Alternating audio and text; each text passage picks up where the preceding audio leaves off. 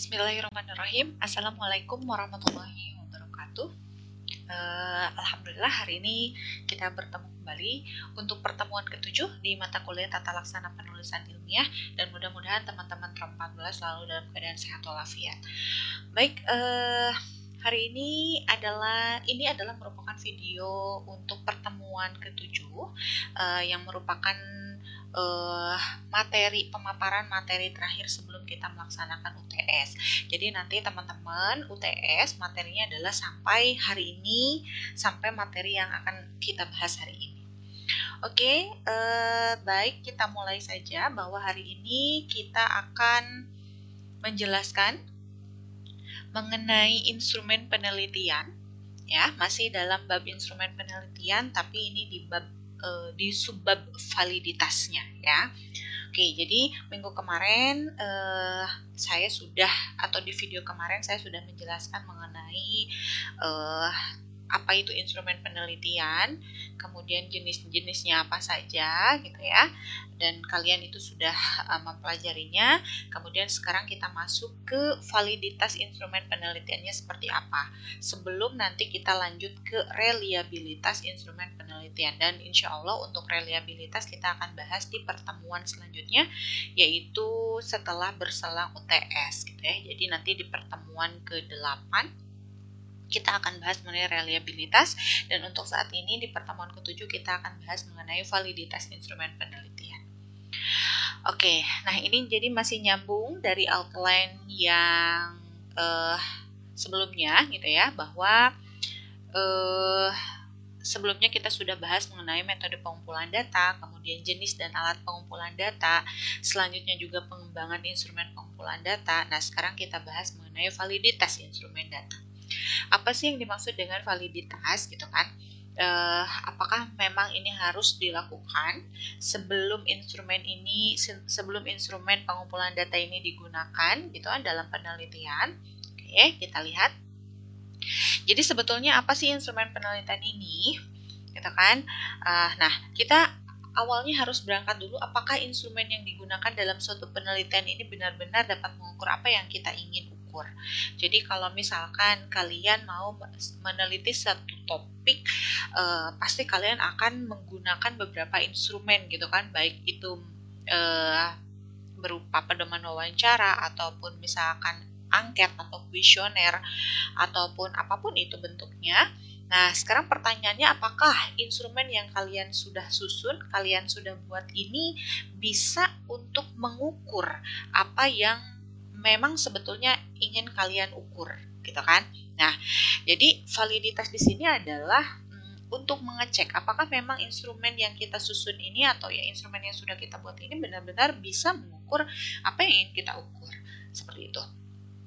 Jadi kalau kita kaitkan dengan pengujian hipotesis atau tentang data yang akan kita kumpulkan nantinya apakah sesuai dengan prediksi kita di hipotesis awal atau tidak, maka ini kaitannya adalah bahwa ketepatan pengujian suatu hipotesis tentang hubungan variabel penelitian ini sangat ditentukan oleh kualitas data yang digunakan dalam pengujian tersebut.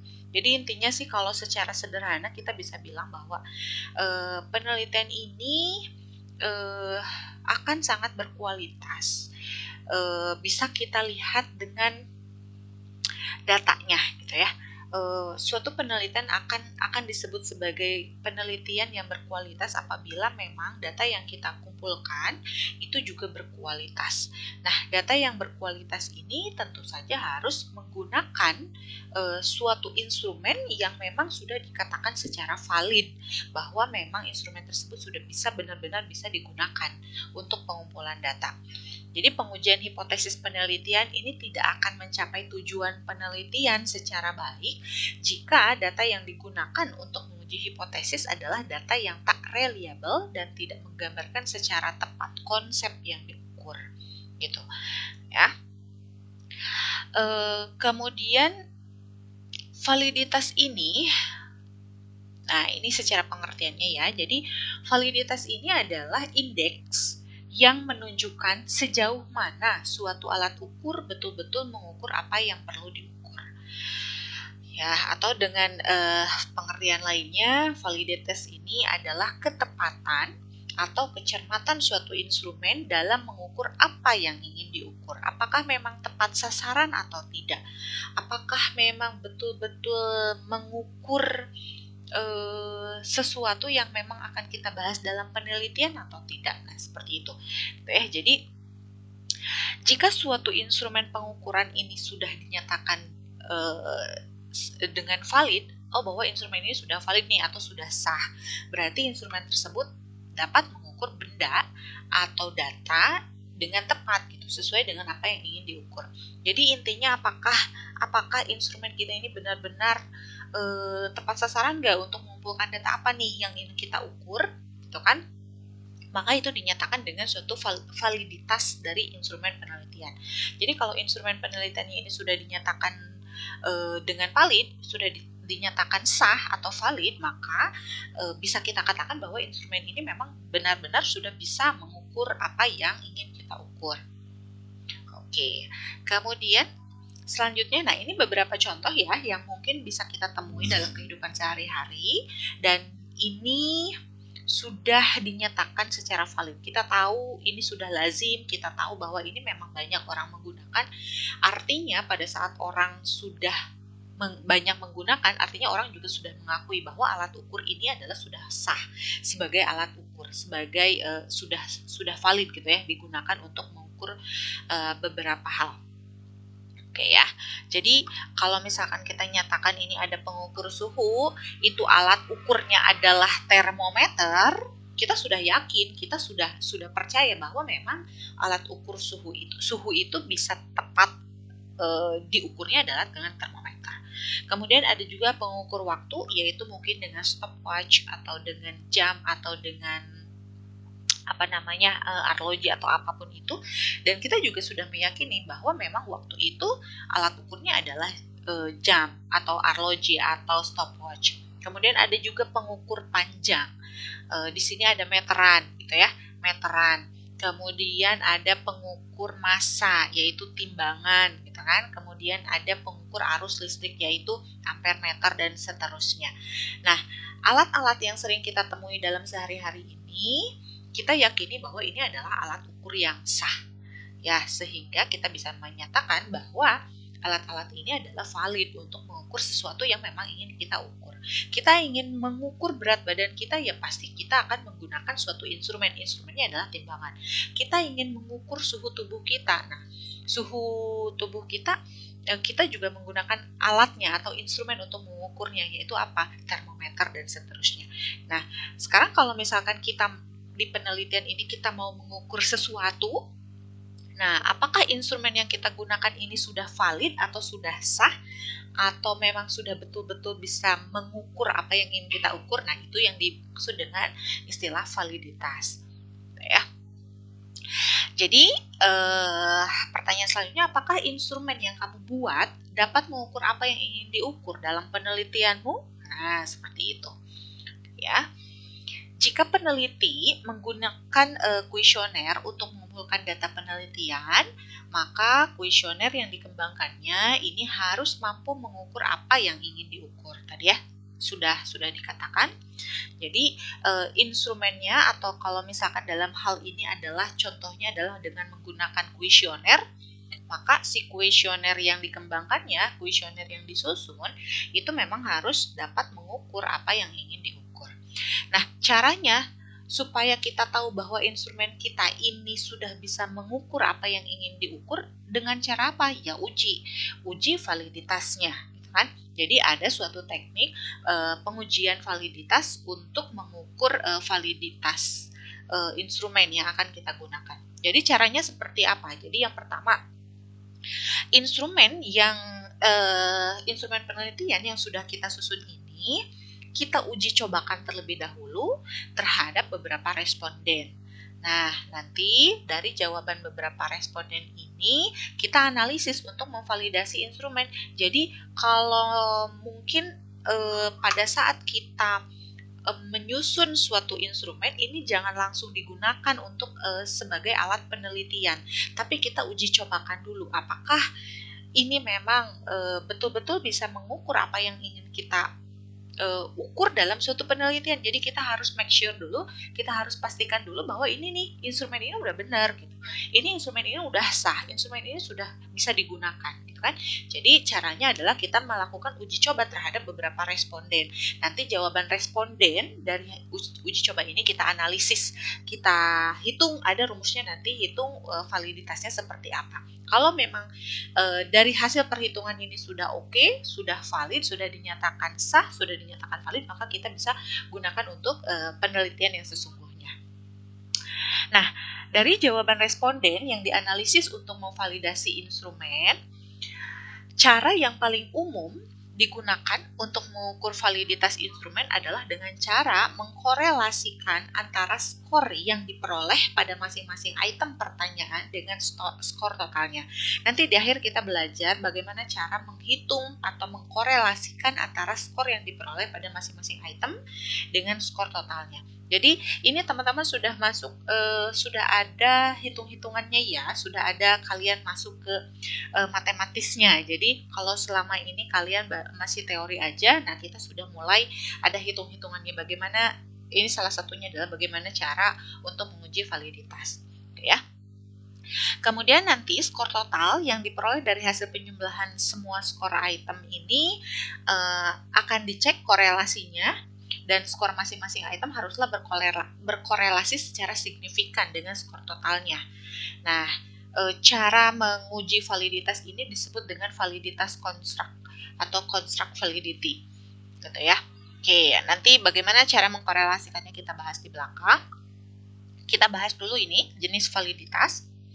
Jadi kalau dilihat dari jenisnya, validitas ini ada beberapa jenis. Yang pertama adalah validitas construct, ya, dengan tadi bahasan sedikit bahwa dengan mengkorelasikan antara skor setiap item dengan skor totalnya. Kemudian ada validitas isi yang kedua, kemudian juga ada validitas eksternal, yang keempat ada validitas prediktif, dan yang kelima ada validitas budaya. Coba kita bahas satu-satu ya. Jadi apa sih validitas konstruk ini? Jadi validitas konstruk atau ini konstruk atau ya konstruk atau konstruk ini adalah kerangka dari suatu konsep. Ini secara harfiahnya. Jadi konstruk itu adalah kerangka dari suatu konsep. Nah, cara yang lazim digunakan untuk mencari kerangka dari sebuah konsep ini adalah yang pertama, kita cari dulu definisi-definisi konsep yang dikembangkan oleh para ahli yang tertulis dalam suatu literatur. Jadi karena ini adalah mengambilnya adalah berupa kerangka dari suatu konsep, maka tentu saja kita harus mencari dulu literatur dari para ahli, ya. Jadi kita cari dulu nih beberapa definisi atau definisi konsep yang nantinya akan dikembangkan. Nah, kemudian jika sekiranya sudah terdapat definisi yang jelas dan cukup operasional sebagai dasar penyusunan instrumen penelitian, maka nanti definisi-definisi tersebut dapat langsung kita gunakan untuk menyusun pertanyaan dalam kuesioner. Misalkan kita mau membahas mengenai topik A. Nah, kita cari dulu nih secara definisinya apa sih? Kita cari literatur untuk menguatkan bahwa memang itu definisinya. Kemudian dari definisi-definisi yang ada itu, kita buat definisi operasionalnya. Jadi definisi operasional itu adalah definisi yang akan menjadi fokus kita dalam penelitian. Kalau sekiranya definisi itu sudah jelas dan memang sudah cukup, maka kita bisa langsung menyusun si instrumennya, baik itu berupa pernyataan atau sebagai kisi-kisi ataupun berupa pertanyaan, gitu ya. Kemudian selanjutnya, kalau misalkan dalam suatu literatur itu tidak ditemukan definisi konsep yang hendak diukur, maka kalian sebagai peneliti ini harus mendefinisikan sendiri konsep tersebut. Jadi kalau misalkan di literatur itu hanya definisi secara definitif gitu ya, secara bakunya, dan itu tidak menunjukkan adanya definisi secara operasional, berarti kalian mencoba untuk menyusun definisi operasional sendiri. Nah, untuk membantu penyusunan definisi dan menjadikannya definisi tersebut ke dalam bentuk yang lebih operasional, maka sebaiknya peneliti ini mendiskusikannya dengan para pakar yang kompeten dalam kompetensi yang hendak diukurnya. Misalkan kalau untuk di penelitian kalian bisa diskusi dengan pembimbing atau misalkan dengan ya dosen yang memang lebih paham mengenai bab tersebut atau topik tersebut gitu ya. Jadi kalau misalkan kalian mengalami kesulitan dalam menyusun definisi operasional, silahkan diskusi atau konsultasikan dengan pembimbing. Kemudian menanyakan definisi konsep yang akan diukur kepada calon responden selanjutnya ya. Jadi kita tanyakan nih definisi konsep yang akan diukur kepada calon responden atau masyarakat yang memiliki karakteristik yang sama dengan responden. Misalkan kalian untuk membuat suatu definisi operasionalnya itu selain dengan diskusi dengan pembimbing gitu kan, kalian juga bisa nih secara random aja kalian tanya misalkan pengetahuan masyarakat seperti apa. Jadi supaya kalian bisa dapat konsep yang memang sesuai dengan konsep yang dipahami oleh para calon responden gitu ya, atau masyarakat ya, seperti itu. Kemudian nanti berdasarkan jawaban calon responden tersebut, nanti kalian baru nih susun kerangka suatu konsepnya. Jadi hal ini diyakini bisa menghindari bias gitu ya. Jadi bisa menghindari bias yang sering terjadi ketika definisi operasional suatu konsep ini dikembangkan dari konsep para ahli yang berbeda. Jadi tentu saja kalau misalkan kita mengandalkan buku-buku referensi, tentu saja pasti ada definisi-definisi yang berbeda dari satu penulis dengan penulis yang lain gitu kan. Kemudian kalau misalkan kalian memang kesulitan untuk menggabungkan antara pengertian atau definisi yang dari literatur yang berbeda ini dengan definisi yang berbeda, kalian silakan konsultasikan ke pembimbing, diskusi dengan dosen pembimbing atau dosen yang memang paham betul mengenai konsep tersebut. Atau kalian bisa menanyakan jawaban dari calon responden atau dari masyarakat secara random aja. Misalkan Pak tahu nggak tentang konsep ini seperti apa. Nah, kalian gali gitu ya. Nanti setelah misalkan ada beberapa orang yang sudah mengungkapkan konsepnya gitu atau definisi yang diungkapkan masyarakat itu, kalian nanti himpun dan jadikan suatu konsep operasional, definisi operasional yang nantinya akan kalian jadikan sebagai bahan untuk menyusun instrumen penelitian. Itu ya. Nah, yang kedua adalah kita lihat dari isinya. Jadi, kalau untuk validitas isi suatu instrumen pengukur ini ditentukan oleh sejauh mana isi instrumen tersebut mewakili semua aspek yang dianggap sebagai aspek kerangka konsep. Ya, jadi misalkan ada seorang peneliti, dia ingin mengukur tingkat kesehatan suatu masyarakat, ya. Nah, tapi acuan konsepnya ini adalah yang menjadi acuannya adalah Undang-Undang Nomor 36 Tahun 2009 tentang kesehatan. Nah, ya. Jadi ada seorang peneliti yang ingin mengukur tingkat kesehatan masyarakat, tapi definisinya dia ngambil dari Undang-Undang Nomor 36 Tahun 2009 tentang kesehatan. Nah, definisi di undang-undang tersebut dia mendefinisikan bahwa sehat ini meliputi sehat secara jasmani, sehat secara rohani, sehat secara sosial, dan sehat secara ekonomi. Jadi ada 4 aspek nih ya, menurut definisi Undang-Undang Nomor 36 Tahun 2009 tentang kesehatan ini. Nah, kalau misalkan si peneliti ini hanya memasukkan 2 aspek saja, misalkan saya hanya ingin mengamati tentang jasmani dan rohani saja, untuk yang aspek sosial dan ekonomi ini kita abaikan dulu deh. Nah, jadi apabila peneliti hanya memasukkan 2 aspek saja dari 4 aspek tersebut, maka instrumen kuesioner atau instrumen penelitian yang disusun itu tidak memiliki validitas yang tinggi. Kenapa? Karena acuan konsepnya adalah acuan konsep si undang-undang ini yang menyatakan kalau kata undang-undang ini adalah baku nih, aturan baku, jadi harus ada 4 itu. Jadi kalau misalkan kamu hanya menggunakan 2 aspek saja, berarti nanti si instrumennya itu tidak valid ya, atau valid, boleh dikatakan valid tapi tidak tinggi gitu. Jadi validitasnya itu rendah, seperti itu. Nah, kemudian yang ketiga adalah validitas eksternal. Kalau validitas eksternal ini adalah validitas yang diperoleh dengan cara mengkorelasikan instrumen pengukur baru dengan tolak ukur eksternal berupa instrumen yang sudah valid. Jadi kalau ini sih sebetulnya kita bisa menggunakan instrumen yang sudah ada lah gitu ya. Jadi ada instrumen yang sudah dinyatakan secara valid nih dari orang lain, misalkan kemudian kita gunakan gitu sebagai instrumen penelitian kita. Itu. Jadi kebanyakan dalam penelitian sosial ya ini ya biasanya kalau untuk validitas eksternal, kebanyakan dalam penelitian sosial ini biasanya sudah banyak instrumen pengukuran yang dikembangkan oleh para peneliti untuk mengukur gejala sosial dan instrumen tersebut sudah memiliki validitas. Jadi sudah dinyatakan valid gitu kan. Nah, contohnya nih katanya sebagai contoh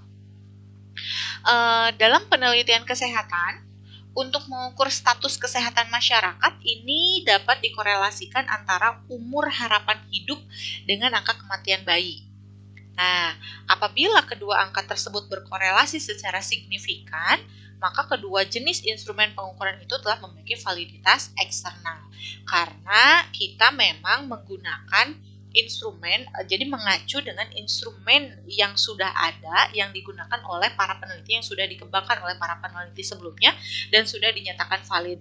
Kemudian nanti kita gunakan nih instrumen itu, kemudian kita kita uji kembali. Apabila misalkan memang antara dua variabel tersebut memiliki korelasi secara signifikan, maka itu memang sudah memiliki validitas eksternal. Artinya kita instrumen yang kita gunakan ini memang sudah sesuai dengan instrumen yang sudah ada gitu, yang sudah dinyatakan valid sebelumnya. Oke, kemudian yang selanjutnya adalah validitas prediktif. Nah, instrumen yang dikembangkan oleh peneliti ini seringkali bertujuan untuk memprediksi apa sih yang akan terjadi di masa yang akan datang. Ya, jadi banyak sekali memang instrumen-instrumen penelitian yang dikembangkan dengan tujuannya itu memang untuk memprediksi apa yang akan terjadi di masa yang akan datang. Ya, jadi untuk memprediksi lah intinya ya, apa sih yang akan terjadi di masa yang akan datang gitu kan. Nah, sebagai contoh misalkan ini saya ngambil contoh simpel aja. Soal ujian seleksi penerimaan mahasiswa baru misalkan ya. Jadi kita menggunakan instrumennya itu adalah soal berupa soal. Tujuannya itu adalah untuk soal ini digunakan untuk menseleksi penerimaan mahasiswa baru. Ya, kita gunakan nih. Nah, ujian seleksi tersebut adalah merupakan upaya untuk memprediksi apa yang terjadi di masa yang akan datang. Ya, kenapa bisa dikatakan seperti itu? Karena peserta yang lulus ujian dengan nilai baik ini diprediksi akan dapat pula mengikuti pelajaran di perguruan tinggi dengan baik. Misalkan pada saat kalian tes, misalkan seleksi penerimaan mahasiswa baru, kalian diberikan soal ujian kan. Nah, itu adalah instrumennya, sebagai instrumen si soal ujian itu. Nanti dari hasil jawaban kalian atau dari hasil seleksi itu, kita lihat skornya. Oh, si A mah bagus nih skornya. Nah, kita bisa memprediksi nih, dia kayaknya pinter deh. Dan kita bisa memprediksi, oh bahwa nanti dia IPK-nya bisa tinggi nih, dia memiliki potensial yang tinggi nih untuk menjadi mahasiswa berprestasi misalkan, nah seperti itu gitu ya. Jadi dari instrumen yang kita gunakan pada saat seleksi penerimaan mahasiswa baru, kita gunakan sebagai bahan untuk memprediksi apakah nanti si mahasiswa ini bisa mengikuti pelajaran dengan baik atau tidak gitu, seperti itu. Nah, apakah soal ujian seleksi mahasiswa baru itu memiliki validitas prediktif? Nah, ini tentu saja tidak menjadi jaminan ya, tapi sangat bergantung pada apakah ada nggak korelasi yang tinggi antara signifikan antara nilai ujian seleksi dan prestasi belajar setelah mahasiswa menjadi prestasi belajar setelah menjadi mahasiswa. Jadi misalkan kita juga tidak bisa memastikan apakah pada saat seleksi penerimaan mahasiswa baru dia memiliki nilai yang tinggi itu bisa menjamin dia nanti memiliki IPK yang tinggi juga, kan tidak. Ada juga pada saat dia sudah menjadi mahasiswa dia jadi malas-malesan misalkan, atau di tengah jalan dia menghilang, atau di tengah jalan dia menjadi, ya intinya prestasi belajarnya menurun, kan bisa jadi seperti itu gitu ya. Tapi jika ternyata terdapat korelasi yang tinggi dan signifikan antara nilai ujian seleksi dan indeks prestasi belajar mahasiswa, maka soal seleksi mahasiswa baru tersebut memiliki validitas prediktif yang baik. Gitu, seperti itu. Kalau misalkan di awalnya kita memang sudah memprediksi, oh bahwa nih nilainya besar nih, maka kita bisa memprediksi si A ini akan berprestasi gitu ya. Kalau memang kedua hal ini berkorelasi gitu kan, nantinya pada saat si mahasiswa ini sudah si orang ini sudah benar-benar menjadi mahasiswa dan itu ternyata betul, maka artinya si instrumen yang kita gunakan pada saat seleksi penerimaan mahasiswa baru itu memiliki validitas prediktif yang baik. Seperti itu. Oke, kemudian ada juga validitas budaya. Nah, apa sih yang dimaksud dengan validitas budaya? Jadi, kalau untuk validitas budaya, ini akan sangat menjadi penting pada saat penelitian ini dilakukan di beberapa negara dengan instrumen yang sama, atau di beberapa daerah ya. Tapi instrumennya sama, tapi dia bisa berlaku di daerah manapun, misalkan seperti itu. Dan harus kita ketahui bahwa suatu instrumen penelitian yang sudah dinyatakan valid di suatu negara atau suatu daerah ini belum tentu valid juga gitu di apabila digunakan di negara lain atau di daerah lain. Nah, salah satu contohnya adalah misalkan kalau di Indonesia sendiri kita kan punya berbagai suku bangsa misalkan ya, dan ini juga belum tentu suatu instrumen penelitian itu bisa digunakan di berbagai daerah. Nah, jadi misalkan instrumen yang sudah valid, sudah dinyatakan valid bagi masyarakat Jawa, misalkan ini belum tentu valid bagi masyarakat Batak, gitu ya. Jadi oleh sebab itu dalam menyusun suatu instrumen pengukur, responden dari suku yang akan diteliti harus dilibatkan dalam uji coba instrumen tersebut, gitu. Jadi untuk mengukur apakah memang si instrumen ini sudah valid atau belum, kan tadi harus diuji coba. Nah, usahakan uji cobanya ini apalagi untuk yang terkait dengan validitas budaya ya, untuk lintas daerah gitu ya.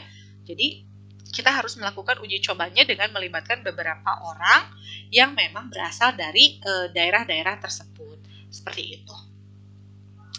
Oke, nah sekarang masuk ke cara mengukur validitas.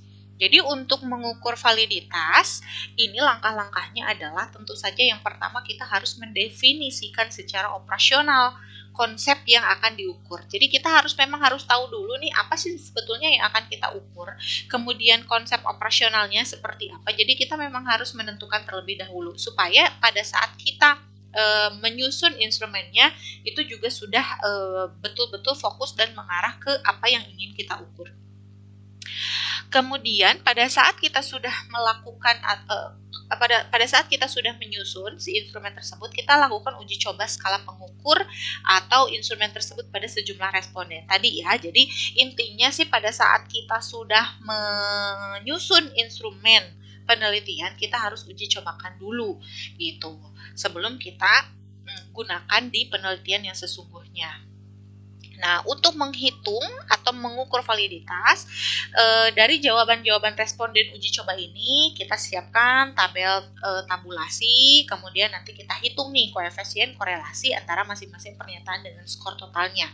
Nah, ini mungkin khususnya adalah ke validitas konstruk ya, konstruk validity yang akan kita bahas di sini akan lebih fokusnya. Oke, jadi yang pertama tadi definisikan dulu secara operasional konsep yang akan diukur gitu ya. Jadi konsep ini kan pasti memiliki konstruksinya ya, memiliki konstruksinya.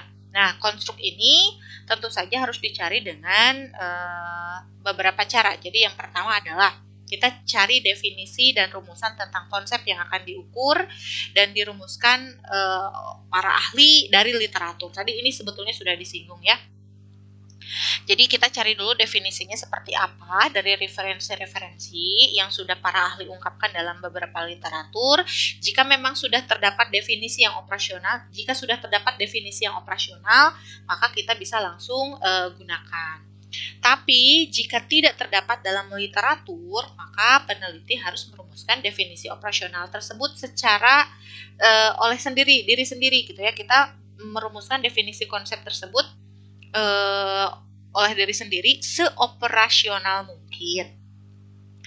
Nah, ya seoperasional mungkin boleh dengan diskusi dengan pembimbing atau konsultasi dengan dosen yang memang mengetahui ahli gitu ya, lebih ahli. Kemudian kita menanyakan langsung kepada calon responden. Ya, tadi penelitian mengenai aspek-aspek konsep yang akan diukur. Oke, nah nanti dari jawaban para responden atau dari jawaban hasil konsultasi, nanti kita bisa membuat kerangka konsep dan kemudian menyusun pertanyaan yang operasional. Seperti itu. Kemudian setelah kita menentukan definisi operasional, kita lakukan uji coba skala pengukur atau instrumen tersebut pada sejumlah responden. Jadi responden biasanya diminta untuk menyatakan apakah mereka setuju atau tidak setuju terhadap setiap pertanyaan. Jadi pada saat kita melakukan uji coba, kita kan ujikan dulu nih, kita bagikan dulu ke beberapa orang. Nah, kemudian mungkin mereka bisa membaca dulu apakah ini memang sekiranya, jadi minta pendapat dulu lah ya, sebelumnya kita minta pendapat dulu, ini apakah memang sudah bisa mengukur tentang A atau enggak gitu yang menjadi topik kita atau yang menjadi fokus kita. Nah, pada saat mereka setuju, berarti kita bisa lanjutkan dalam pengisiannya, kemudian nanti kita uji dengan cara menghitung korelasinya. Apabila tidak setuju, berarti kita harus perbaiki dulu nih, kita harus revisi dulu. Nah, kalau untuk dalam penelitian yang sesungguhnya ya, maksudnya dalam benar-benar penelitian, biasanya kalau uji validitas ini atau uji responden ini, uji coba instrumen ini dianjurkan untuk melakukannya minimal ke 30 orang responden. Dengan harapan, kenapa harus 30 orang? Nah, dengan harapan distribusi skor akan mendekati pola distribusi kurva normal. Jadi, kalau dalam statistika itu memang si data itu kecenderungan untuk terdistribusi secara normal itu pada saat datanya itu minimal 30 data, biasanya seperti itu ya. Jadi kalaupun ini memang mau diuji validitas dengan supaya kita benar-benar memperoleh data yang memang benar-benar valid gitu kan, ini disarankan untuk mengambil respondennya itu minimal 30 orang. Seperti itu. Ini kalau penelitian terutama yang penelitian kuantitatif ya, seperti itu. Kenormalan distribusi sangat penting dalam perhitungan statistik. Oke, ini sudah disinggung tadi. Nah, kemudian kalau kita memang sudah menyebarkan untuk uji coba, kita siapkan tabel tabulasi jawaban. Nah, contohnya ini hanya contoh saja ya. Misalkan ini sebagai gambaran, misalkan kita sudah menyusun suatu instrumen, cukup 10 pertanyaan aja misalkan ya. Cukup 10 pertanyaan aja yang nanti akan digunakan untuk penelitian. Tapi kita melakukan uji cobanya adalah ke 10 responden misalkan ya. Nah, ini tadi kenapa dinyatakan 30 ini kalau penelitiannya memang skala besar ya, biasanya untuk penelitian yang memang betul-betul penelitian itu memang disarankan atau dianjurkan minimal 30 responden. Tapi ini sebagai contoh saja, saya misalkan sudah menyusun 10 pertanyaan, kemudian saya ingin menguji cobakannya, saya ambil 10 responden saja deh gitu ya yang menjawab. Oke, nah kita siapkan tabulasi jawaban seperti ini. Jadi untuk responden ya kita ini 10 orang lah ya. Jadi A, B, C, D, E, F, G, H, I, J ini 10 orang. Kemudian pertanyaannya juga kan tadi saya sudah katakan bahwa ini ada 10 pertanyaan. Nah, nanti pada saat kita bagikan si instrumen tersebut kan nanti si responden tuh memberikan jawaban kan. Nah, contohnya aja misalkan ini adalah jawaban-jawaban dari responden. Jadi untuk pertanyaan pertama, ini si A mah jawabnya 5, kemudian untuk pertanyaan kedua 4, tiganya 5 dan seterusnya pokoknya kita rekap nih nanti jawaban si responden masukkan ke sini gitu ya. Oke, setelah itu nanti kita totalkan. Nah, nanti kita totalkan di sini. Jadi, berapa sih total jawaban yang diberikan oleh responden A? Berapa sih total jawaban yang diberikan oleh responden B? Berapa sih total jawaban yang diberikan oleh responden C, D, E, F, G, H, I, J gitu kan. Semuanya kita totalkan di sebelah kiri. Kemudian, nah ini keterangan jawabannya ya. Kenapa saya isikan 1, 2, 3, 4, 5? Ini apabila misalkan si responden ini memberikan jawaban sangat setuju, berarti dia memberikan angka 5. Kemudian setuju saja dia memberikan angka 4. Tidak berpendapat atau netral biasanya itu 3. Kemudian tidak setuju 2. Sangat tidak setuju itu 1. Nah, jadi setelah kita rekap akan seperti ini bentuknya. Oke. Kemudian setelah kita rekap melalui tabel tabulasi jawaban responden, kita hitung nih koefisien korelasi antara masing-masing pernyataan dengan skor total. Nah, ini kita sudah masuk nih ke dalam perhitungan ya. Coba mohon diperhatikan. Jadi, rumus yang digunakan untuk menguji validitas itu biasanya adalah rumus koefisien korelasi produk momen. Ya, mungkin ini sudah ada sudah banyak di buku-buku statistika. Silakan nanti kalian cari referensi di buku statistika gitu ya, ataupun jurnal, bolehlah, ini pasti sudah banyak kok. Jadi koefisien korelasi produk momen. Nah, ini dia rumusnya. Ya, jadi R di sini R sama dengan N, respondennya berapa, dikali sigma X kali Y. Ya, sigma ini adalah jumlah total ya, X kali Y dikurangi sigma X dikalikan sigma Y. Nanti per gitu ya, per di dalam akar nih, akar N dikali sigma X kuadrat dikurangi sigma X dikuadratkan, kemudian dikali N kali sigma Y kuadrat dikurangi sigma Y dikuadratkan. Jadi mohon teman-teman bedakan antara suku yang ini dengan yang ini nih. Kalau ini mah dikuadratkan dulu, baru disigmakan. Kalau yang ini mah sigmakan dulu, baru dikuadratkan, gitu ya. Oke, nah ini keterangan. Jadi N itu adalah banyaknya responden. Kemudian sigma X ini total skor dari setiap item soal pertanyaan atau pernyataan. Sigma Y ini adalah total skor jawaban setiap responden. Tadi yang dijumlahkan sebelah kiri itu, ya, totalnya.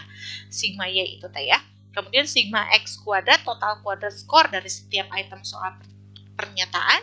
Sigma Y total kuadrat dari skor jawaban setiap responden. Kemudian sigma XY ini hasil perkalian dari skor setiap item soal pernyataan dengan skor jawaban setiap responden. Gitu ya. Oke, sekarang kita mulai untuk mencoba menghitung, menguji validitas dari contoh yang tadi saja ya. Jadi kita akan menggunakan rumus yang ini,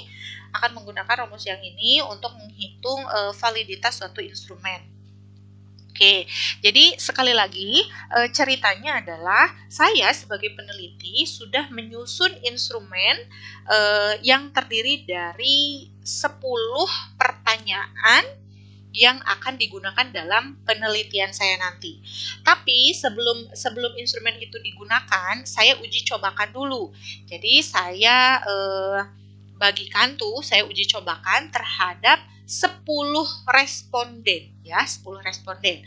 Kemudian nanti responden mengisi jawabannya, kemudian jawabannya saya rekap dan nanti si jawaban itu akan saya gunakan untuk menganalisis apakah instrumen ini memang sudah valid atau belum ya. Jadi kita ambil dari yang tadi ya, dari contoh yang tadi. Oke, ini tabulasinya, jadi mulai dari responden A sampai responden Z, kemudian pertanyaannya ada 10, kemudian nanti si total jawabannya kita totalkan di sini jumlahkan gitu ya. Oke, nah kalau untuk validitas konstruk itu adalah caranya itu dengan mengkorelasikan antara skor setiap item dengan skor total gitu ya. Jadi di sini kita mulai dari perhitungan korelasi antara pernyataan nomor 1 dengan skor total. Jadi kita nih sekarang mau nguji dulu untuk pernyataan nomor 1 dulu, pertanyaan nomor 1 dulu. Jadi untuk ini kan soal nomor 1. Nah, ini total skor dari semua responden. Kemudian total skor totalnya adalah yang ini yang tadi sudah kita jumlahkan. Dan ini adalah jawabannya. Maksudnya skor totalnya setelah ditotalkan untuk setiap responden. Nah, nanti karena kita ingin mengkorelasikan antara pernyataan nomor 1 dengan dengan skor total, maka yang satu ini, total yang satu ini, si datanya ini kita anggap sebagai X ya. Nah, kita pindahkan ke sini, sedangkan si totalnya ini kita anggap sebagai Y. Masukkan ke sini. Nah, jadi kita pindahkan nih ya, kita sudah memperoleh X-nya sekian. Ini untuk nomor 1 aja ya. Ini baru nomor 1 aja. Nanti ulangi untuk nomor 2, untuk nomor 3, untuk nomor 4, dan seterusnya. Oke ya. Jadi ini X-nya adalah diambil dari pertanyaan nomor 1, Y-nya kita ambil dari skor totalnya. Oke, kemudian selanjutnya adalah kita kuadratkan. Jadi X-nya dikuadratkan, berarti di sini 5 dikuadratkan, taruh sini 25. 4 dikuadratkan, taruh sini 16, dan seterusnya gitu ya. Nah, jangan lupa bawahnya juga ini harus dijumlahkan ya, sigma kan. Jadi sigma X sama dengan 32. Kemudian nanti kita kuadratkan, kita taruh di tabel sebelah kanannya gitu ya. Jangan lupa jumlahkan juga. Kemudian demikian pula dengan si Y. Y juga ini kuadratkan. Y kuadrat ya, jadi 45 dikuadratkan, taruh sebelah sini. Kemudian 45 kuadrat taruh sebelah sini, 39 kuadratkan taruh sebelah sini, dan seterusnya ya, sampai semua skor itu kita kuadratkan. Jumlahkan juga di bawahnya. Dan jangan lupa satu lagi, kita butuh data untuk X kali Y. Jadi si X dikalikan dengan Y. 5 dikali 45, taruh paling ujung, 235. 4 dikali 45, taruh paling ujung, dan seterusnya. Kalikan antara si kolom X dengan kolom Y gitu ya. Oke, kalikan dan nanti jumlahkan juga di ujungnya.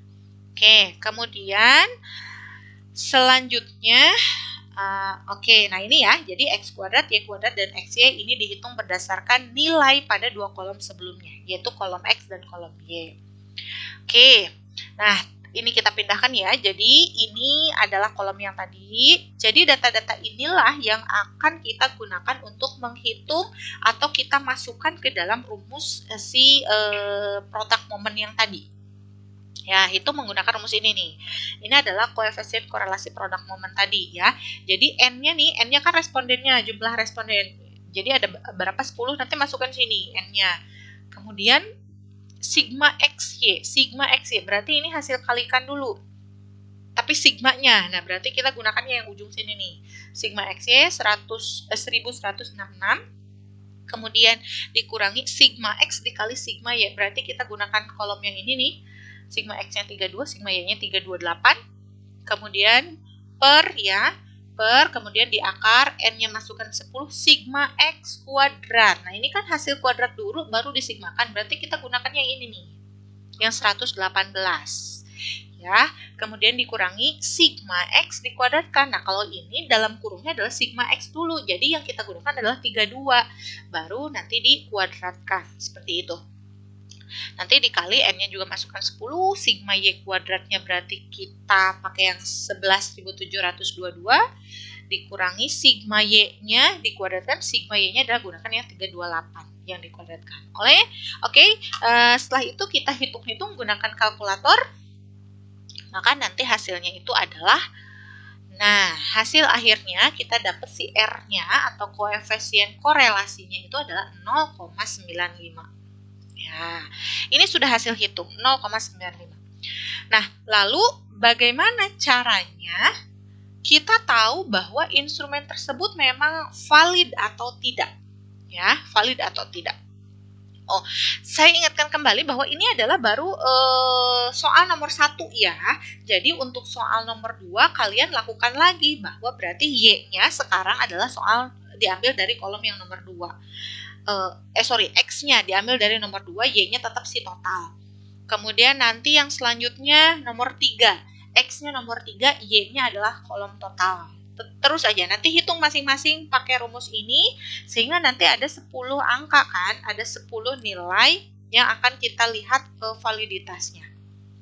Nah, setelah kita peroleh nilai R ini, kita bandingkan untuk mengetahui apakah memang itu sudah termasuk kategori valid atau tidak. Kita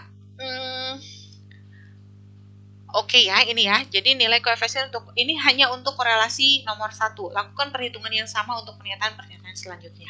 Oke, setelah melakukan perhitungan tadi, nilai yang 0,95 itu kita bandingkan ya, nilai R tersebut dibandingkan dengan nilai R tabel atau nilai R product moment dengan N sama dengan DF atau degree of freedom-nya ini N-2. Jadi begini, jadi nilai yang 0,95 itu kita bandingkan dengan suatu nilai R tabel. Ya, di mana R tabel ini adalah sudah ada acuan bakunya yang biasanya itu dilampirkan di buku-buku statistika, itu di lampirannya tuh sudah ada R tabel, atau kalian kalau searching di Google R tabel juga pasti nanti keluar. Nah, nanti nilai yang 0,95 itu kita bandingkan dengan nilai R yang ada di tabel tersebut dengan ambil N-nya ini N-2 ya, N-2. N ini adalah jumlah respondennya dikurangi 2. Ya, nanti saya perlihatkan si tabelnya seperti apa. Setelah dibandingkan, kalau ternyata R yang kita hitung ini, R yang tadi kita hitung itu ternyata lebih besar daripada R yang ada di tabel, maka kita bisa nyatakan bahwa pertanyaan di instrumen yang kita susun tadi itu sudah valid. Tapi kalau ternyata R-nya itu kurang atau lebih kecil daripada R tabel, maka artinya itu tidak valid. Nah, tadi catatannya adalah ada DF ya untuk di sini, N sama dengan DF. DF itu ada degree of freedom, jadi derajat kebebasan. Diperoleh ini dari berapa jumlah responden, nantinya dikurangi 2 ya. Nah, nilai R tabel ini tadi sudah saya sebutkan bahwa bisa kalian dapatkan di Google gitu ya. Itu juga banyak, kalau kalian searching juga banyak, pasti nanti keluar kata kuncinya R tabel aja nanti juga keluar banyak, atau biasanya di buku-buku statistika juga ada tuh di bagian lampirannya ya. Nah, ini adalah tampilan dari nilai R tabel itu. Jadi nilai R tabel yang kalau kalian searching di internet atau di buku-buku statistik nanti tampilannya kurang lebih seperti ini. Jadi nilai-nilai R product moment nih. Nah, si N ini kita ambilnya adalah dari jumlah responden dikurangi 2. Jadi kalau tadi kita lihatnya respondennya itu ada 10 kan, kita ambil respondennya 10, berarti kalau dikurangi 2 itu ada 8 ya, ada 8. Berarti kita lihat nih, si N-nya itu yang 8. Nah, ini dia nih. Berarti R tabelnya adalah yang antara 0,707 atau 0,834. Ini tergantung dari berapa persen nih signifikansinya yang kita gunakan. Oke, coba kita kembali ke contoh dulu ya. Oke, tadi kita sudah pakai tabel ini. Ini untuk yang nomor 1 tadi ya, untuk nomor yang 1 aja. Kemudian dari tabel di atas tadi kita ketahui bahwa untuk pernyataan nomor 1 diperoleh R hitungnya itu adalah 0,95. Kemudian karena jumlah responden tadi kita 10, sekarang kita lihat tabel R product moment untuk N-nya 8 ya, karena sudah dikurangi 2. Nah, jadi yang ini kan tadi kita ambilnya adalah antara 0,707 atau 0,834. Jadi itu tergantung dari taraf signifikansi yang mau kalian gunakan dalam penelitian. Jadi taraf signifikansi itu adalah tingkat kepercayaan kalian berapa? Tingkat kepercayaan diri kalian terhadap hasil penelitiannya berapa persen? Kalau misalkan kalian, saya mah yakin nih penelitian saya tuh benar gitu kan. yakin deh 99%. Kalau 99% artinya kan kekurangannya 1%, berarti kalian gunakan yang taraf signifikansinya 1%. Tapi kalau saya mah kayaknya kalau 99% tidak begitu yakin, ya udah deh saya mah ambilnya 95% yakinnya, maka kalian gunakan yang 5%. Taraf signifikansinya. Jadi kalau untuk taraf signifikansi memang tidak bisa sembarangan ya. Biasanya kalau di penelitian-penelitian atau di rumus-rumus statistika itu taraf signifikansi yang digunakan adalah 1% atau 5%. Seperti itu ya. Jadi kalau misalkan kalian menggunakannya yang 5%, taraf signifikansinya berarti kalian gunakan acuannya adalah yang ini, 0,707. Tapi kalau kalian acuannya adalah yang taraf signifikansinya 1%, berarti 0,834 pakainya. Oke, nah sekarang saya akan pakai yang 95% aja, atau yang taraf signifikansinya 5%. Nah, jadi ini diperoleh kan, R-nya adalah 0,0707. Ya, dengan menggunakan taraf signifikansi 5%. Artinya sekarang kita lihat, yang R kita hitung itu 0,95, sedangkan yang R tabel adalah 0,707. Karena R hitungnya lebih besar daripada R tabel gitu ya, maka tadi pertanyaan yang nomor 1 yang kita hitung itu kita nyatakan sebagai pertanyaan yang valid. Artinya kalau sudah valid, kita bisa gunakan nih di penelitian yang sesungguhnya. Gitu.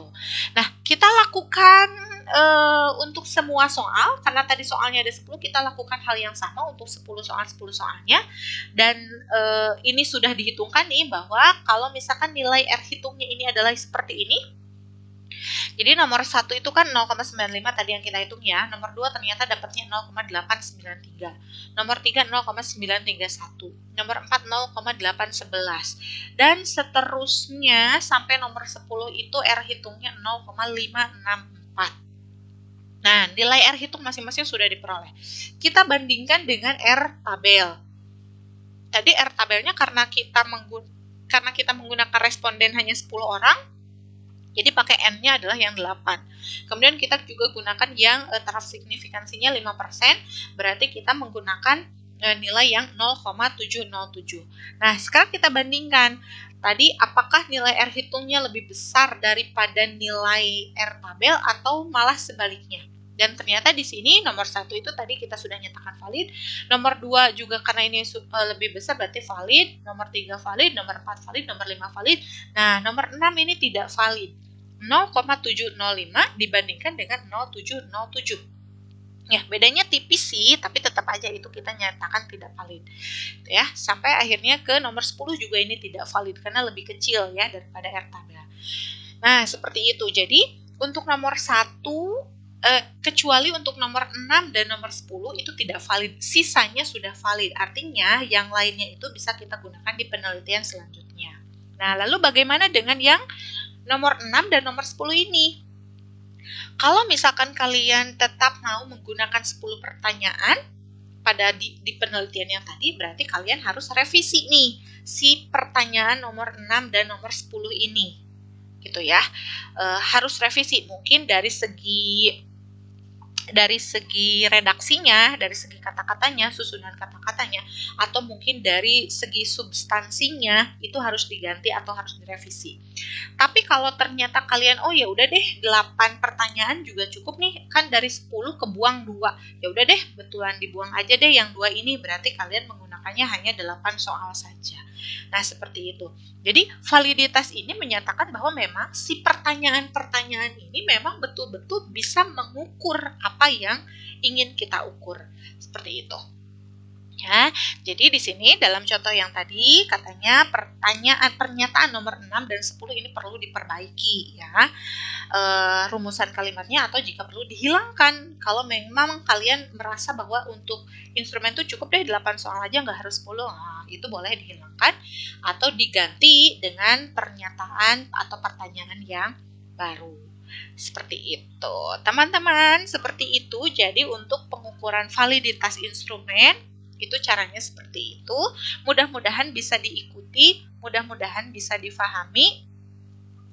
Kalau ada pertanyaan, silahkan sampaikan di WhatsApp grup ya. Dan ini adalah materi terakhir sebelum UTS, sehingga kalian harus mempersiapkan UTS-nya sampai materi yang barusan, gitu ya. Oke, sampai ketemu. Mohon maaf apabila ada kata yang kurang berkenan atau kata-kata yang salah. Sampai ketemu, mudah-mudahan UTS-nya dilancarkan. Assalamualaikum warahmatullahi wabarakatuh.